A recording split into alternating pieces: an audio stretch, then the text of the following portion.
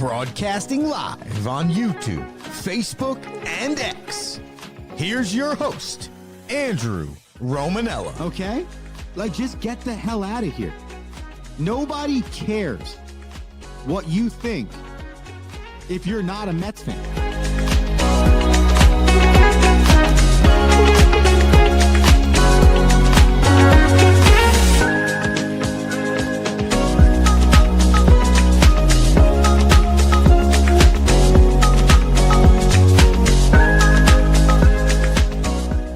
What's up, everybody? Happy Tuesday here on The Rome Show, October 7th, 2025. Welcome in to another edition. We appreciate you being here in the morning. I'm Andrew Romanella. We are broadcasting live on YouTube, Twitter X, Instagram, and Facebook. I'll be taking you through the next 25 or 30 minutes here on The Rome Show. Remember, you can comment live on YouTube, Twitter X, or Instagram. We got a great show for the people today. Monday Night Football was a good one. The Jacksonville Jaguars, are they proving they are a real team at 4-1? And the Kansas City Chiefs, are they proving that this could be the start of the downfall of this iteration of KC? There was some playoff baseball last night, and two teams in the National League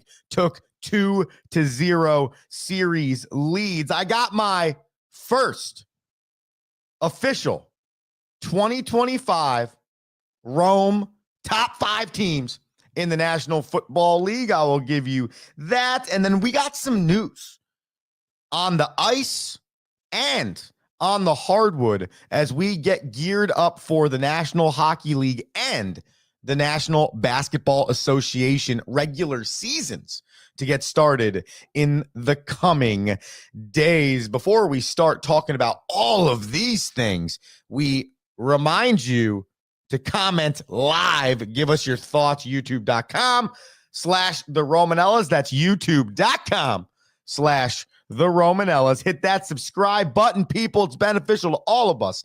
And Twitter X and Instagram, The Rome Show 1. That's The Rome Show, then the number 1. I'm still getting used to the Instagram Live one, okay?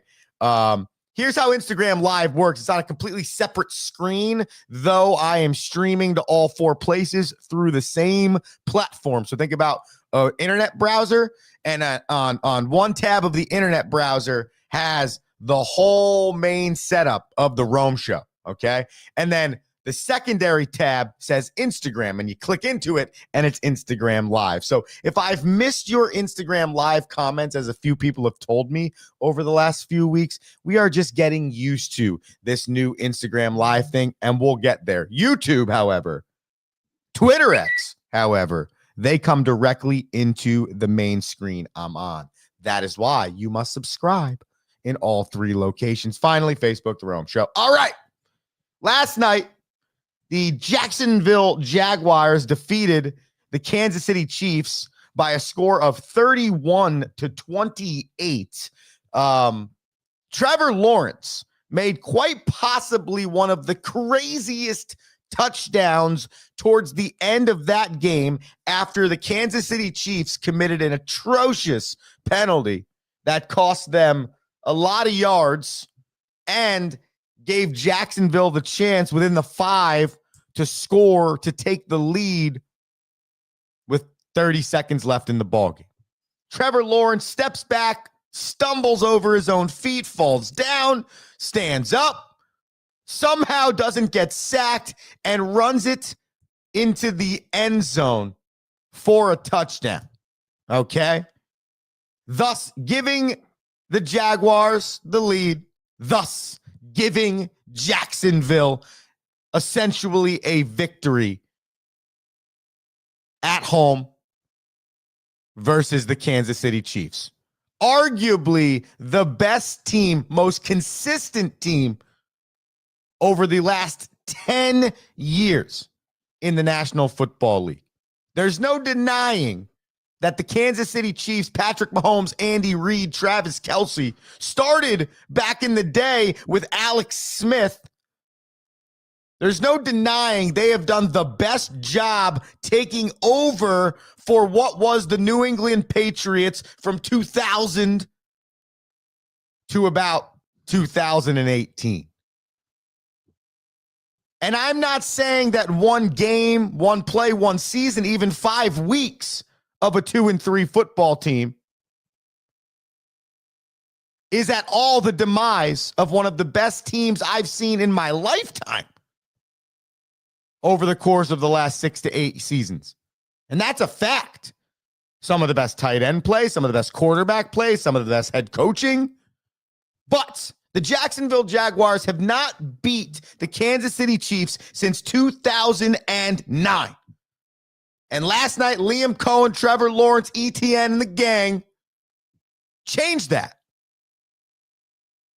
And that then begs the question, are the Jags that good? Or are the Chiefs that poor? And I think right now it's a little bit of both. But I feel like at some point in time, you have to give Jacksonville their due.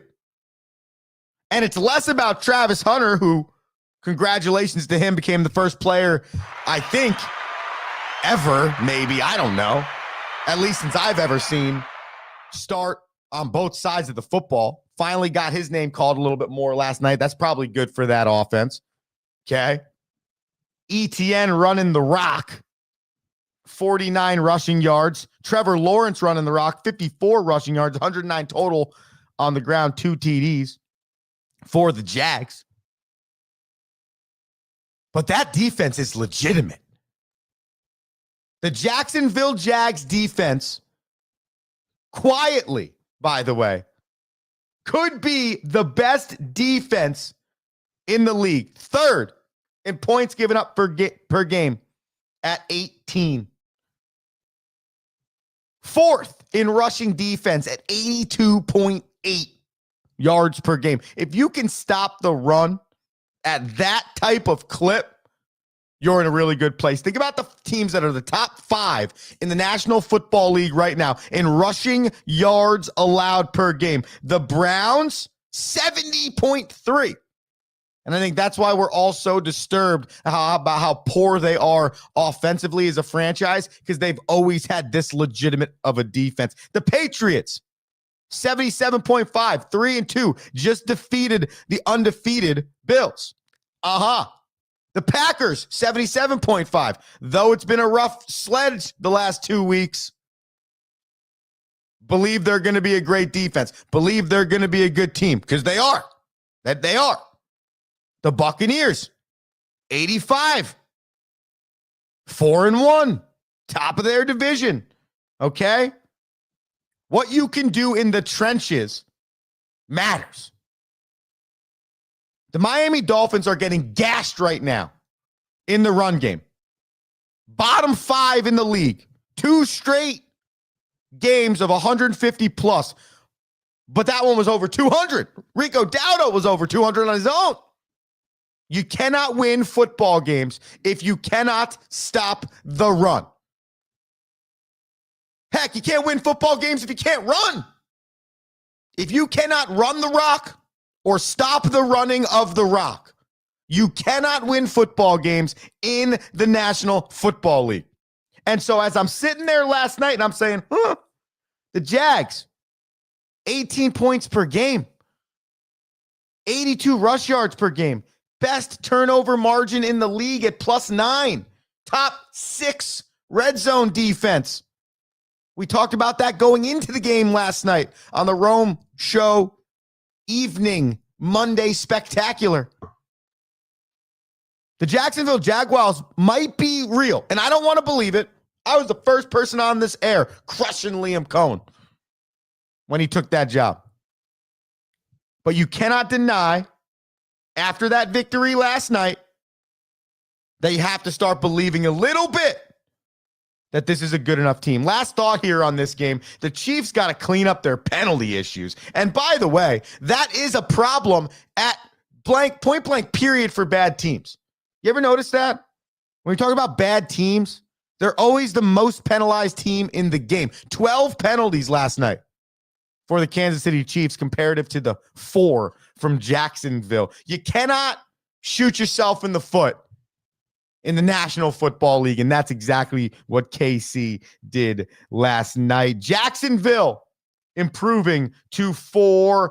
That brings me to what I'm very, very excited for today. It is my top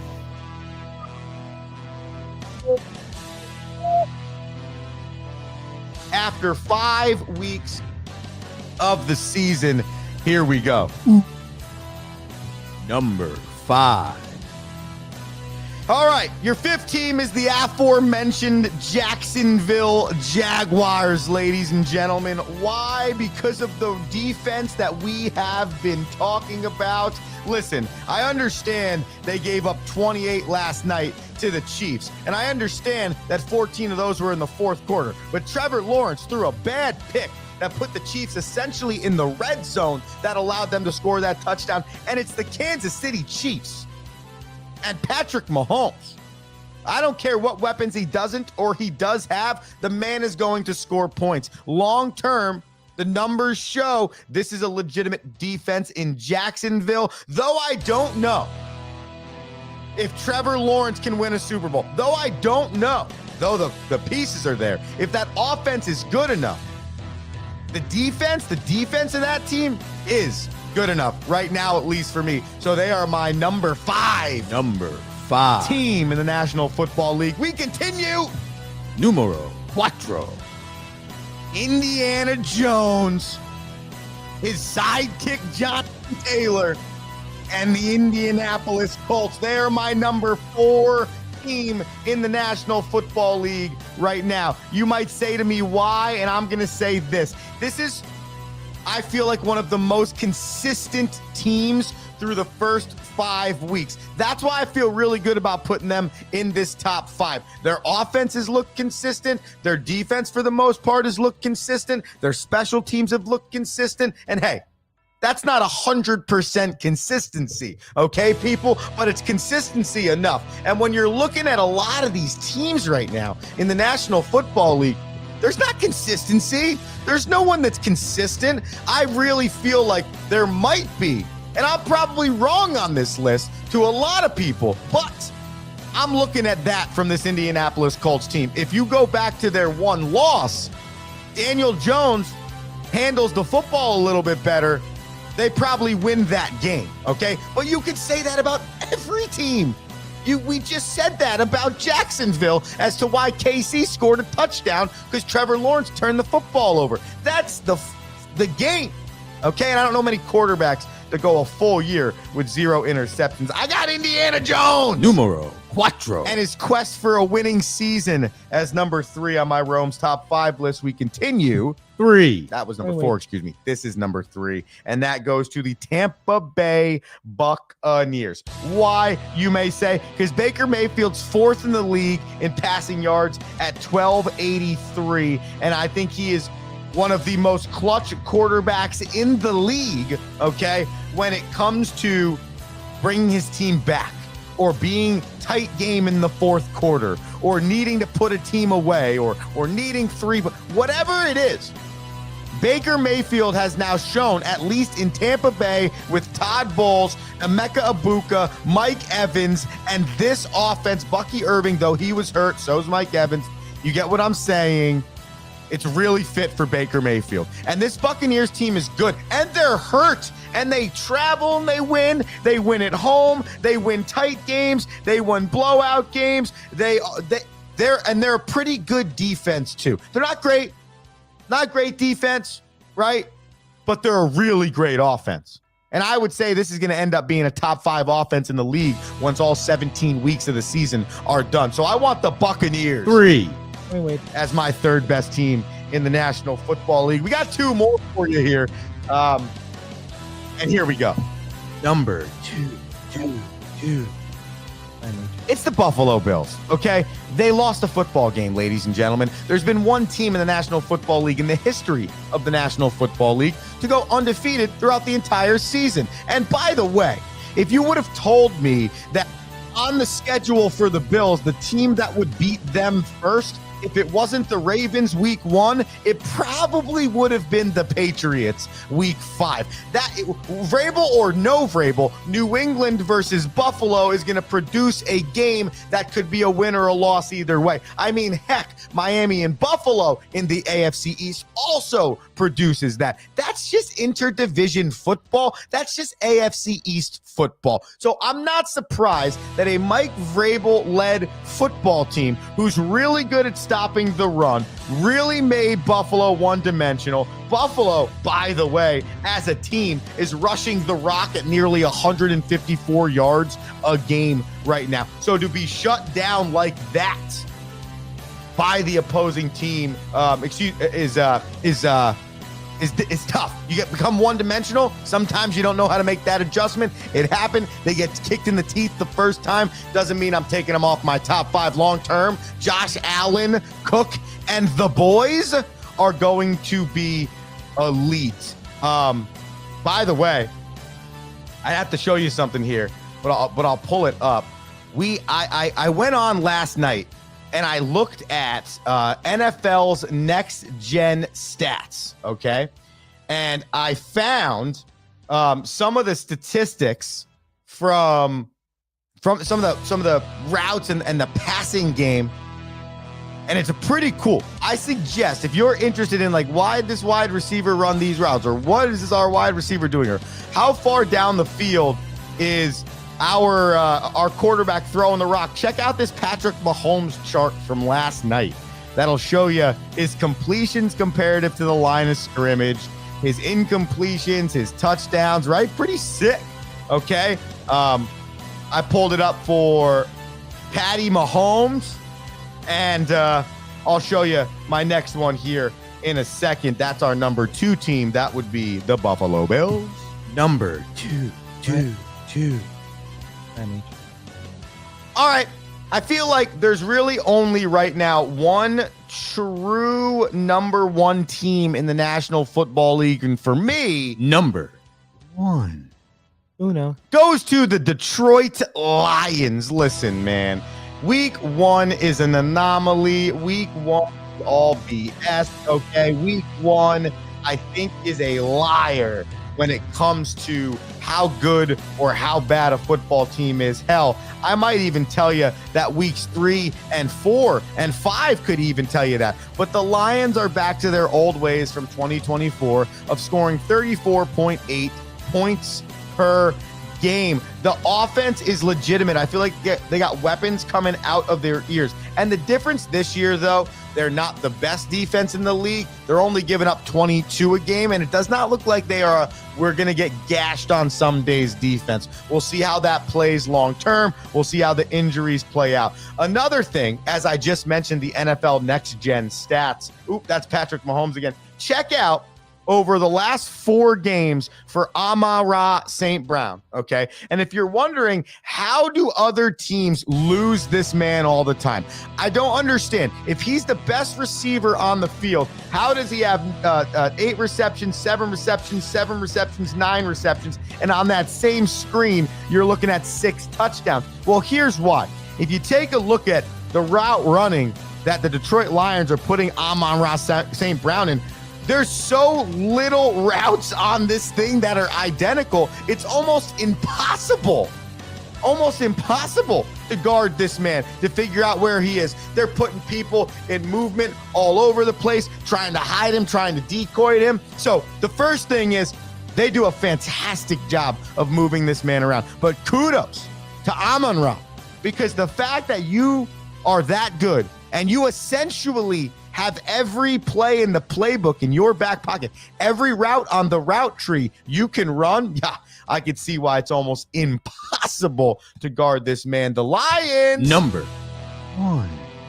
Uno. That's right. They are number 1 team in the NFL. Top 5 to give you the list again. Number 5, Jags. Number 4, Colts. Number 3, Bucks. Number 2, Bills. Number 1, the Detroit Lions. I have honorable mentions in the Philadelphia Eagles and the Denver Broncos. I need to see more from the Eagles offense to put them in my top 5. And I need to feel more consistency from the Denver Broncos, though their defense is good. And though they just handed the Eagles their first loss of the season, that does not mean that I turn around and I'm like, this is one of the best teams in the league. The consistency factor is a large factor for me and how good or bad I believe one of these teams are. I believe this is a fantastic show, and I hope you believe the same. If that's the case, stick with me for the next 2 minutes, because after that commercial break, we will flip it back around, and we got Major League Baseball postseason.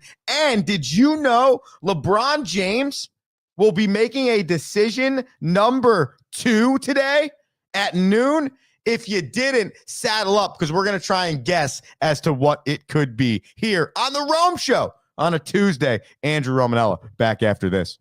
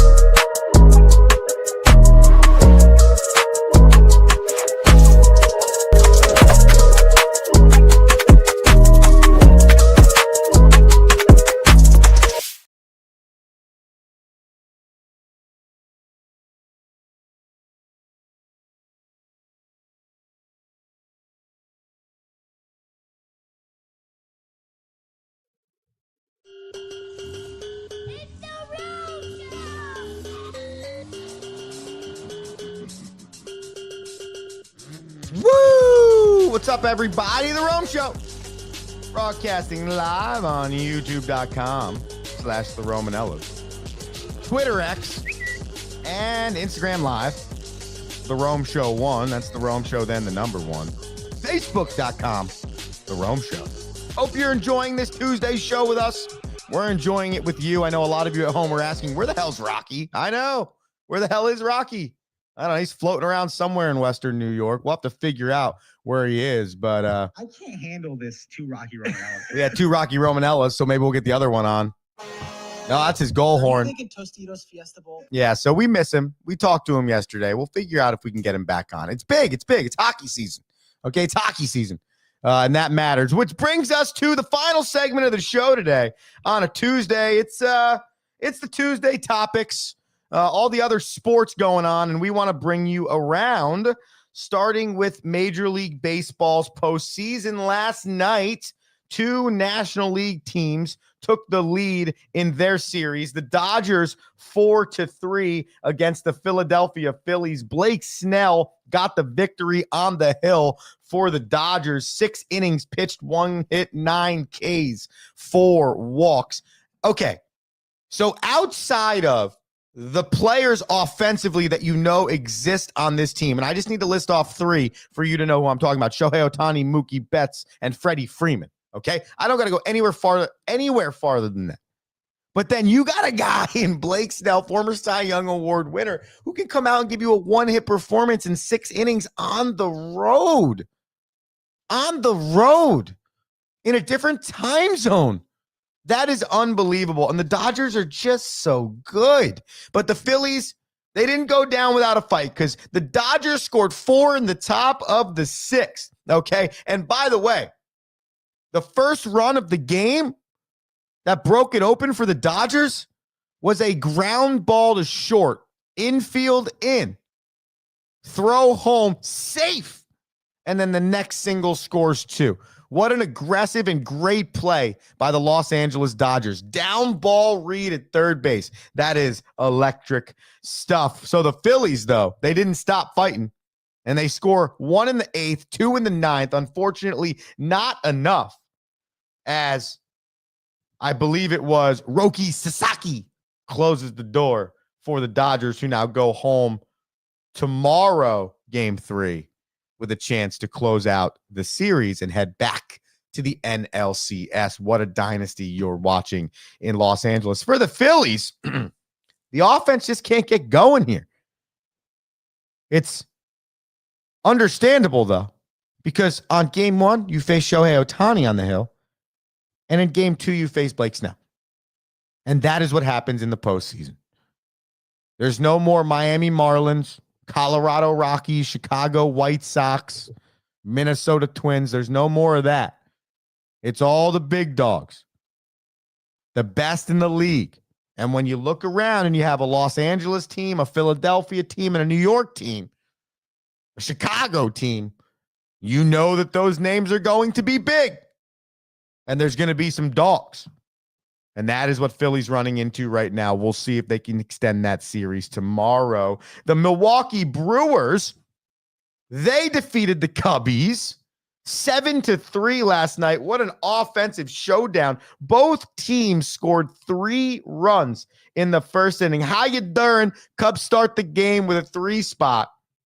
The Milwaukee Brewers say, hold my beer. Here's a 3 spot in the bottom of the first. And then they take a 4-3 lead in the bottom of the 4th. And then, arguably their best hitter right now in the postseason, hitting .714. Jeez.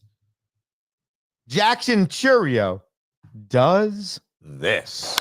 Chourio with a drive. Center field. Way back there. And gone! Wow.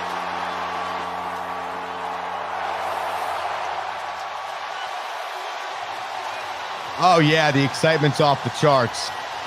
Love the camera turn right there on Andrew's screen recording skills. Jackson Chourio. Yeah, that was a bomb.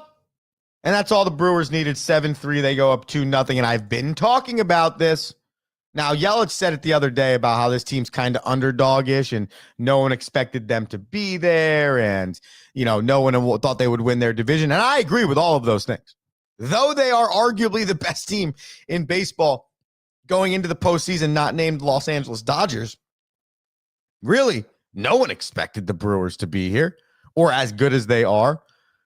Hell, the manager of the Cubs left Milwaukee because he thought he had a better chance to win somewhere else and obviously make more money, which matters. But that's my favorite part of this.